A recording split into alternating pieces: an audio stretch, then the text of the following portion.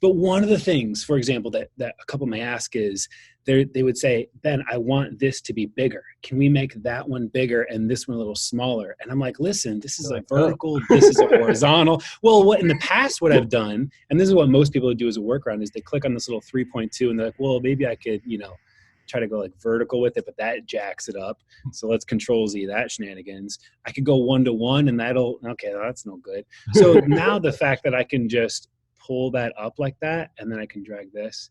I mean, that's what I mean, is now I have complete full control over everything with that. So that's just really the best example of how I would end up pulling like using this. Or the other thing too is sometimes I'll get a design like this, Funny, and I'm not a huge fan of those crossing intersections. I like a little offset. Yes, exactly, which is what I was looking for. I was looking for the opposite. Was the ability, just to be able to do something like that.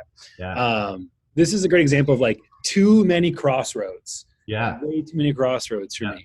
So maybe this is one that I'm going to intentionally offset. Oh, is it drop? Yeah, just like that. The other thing too that I want to acknowledge with this is how smooth it is. There isn't any choppiness with it, which, okay, maybe I'm surprised by. I'll just say it. I'm like, oh, this actually is like it's super smooth. It's completely smooth. There's no waiting for it to load.